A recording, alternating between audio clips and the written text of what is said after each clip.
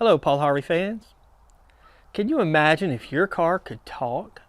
Now, I don't mean this pre-programmed responses that modern cars have now. I mean like KITT from Knight Rider, the self-aware car that used artificial intelligence to help Michael Knight fight crime. David Hasselhoff.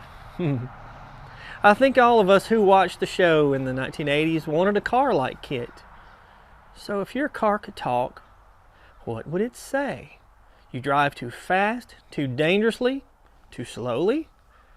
Mine would probably request a trip through the car wash. Stick around after the rest of the story to hear the rest of the story. To explain what another car might say, here's Paul Harvey. The rest of the story. I am an automobile. I am 3 years old. My license plate reads 688 LTV 75, and I'm about to be stolen. April 20, with only about 26,000 miles on my odometer, I am parked on a city street in front of a popular restaurant. I'm in plain view of passers-by. I should be safer here than practically anywhere. Still, all at once, somebody I do not recognize pries the lock on my driver's side door with a slender instrument of some kind. Whatever it is, it hurts. But it's nothing compared to what I'm about to endure. My kidnapper, in order not to attract the attention of police, is driving moderately, even politely. But the farther we go, the less familiar are the sights, the smells, the sounds, the roads beneath my wheels. Before long, I'm lost. And not long after that, I'm being steered into what appears to be a garage. That it is, a garage. Suddenly, there are faces all around me, unsmiling faces, worn by firm-muscled men with tattooed arms. In their hands are the tools of my eventual unavoidable torture. The men go about their work with solemn drudgery. Like executioners, I'm thinking. In corners of this place are heaped the body parts of other unfortunates who have passed this way before me. I try not to look as I join their tragic numbers. My doors are opened, their interior panels are jerked away, their vital mechanisms are removed, my engine is disconnected from its fuel source and its drivetrain unbolted from its mounting and taken out whole. Worst of all, my brain, the computer that controls my vital functions, power steering, power windows, speedometer, anti-lock braking system, everything, that electronic nerve center is extracted in one piece. And last of all, before what's left of me is loaded onto a truck and taken away, my tires, even my wheels are pulled off.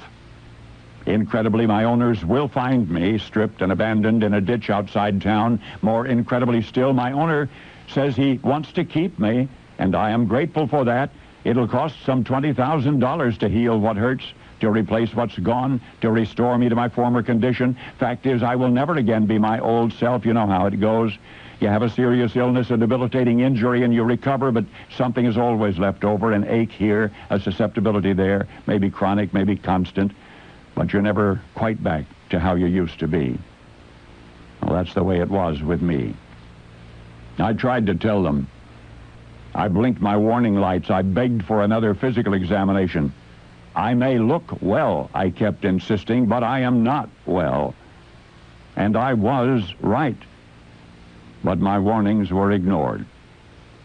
You've heard a lot about me, but you never really knew me, did you? Never knew what I'd been through.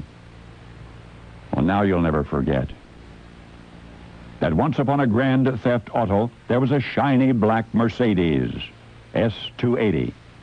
Got hacked to pieces in a Paris chop shop, then was returned to the limousine company that owned it, and was almost restored. Almost restored. That is my story, and it is true.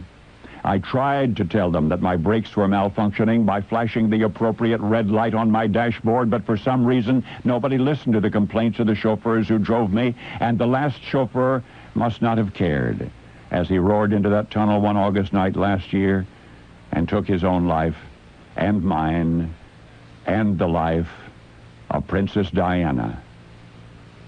And now only you know the rest of the story.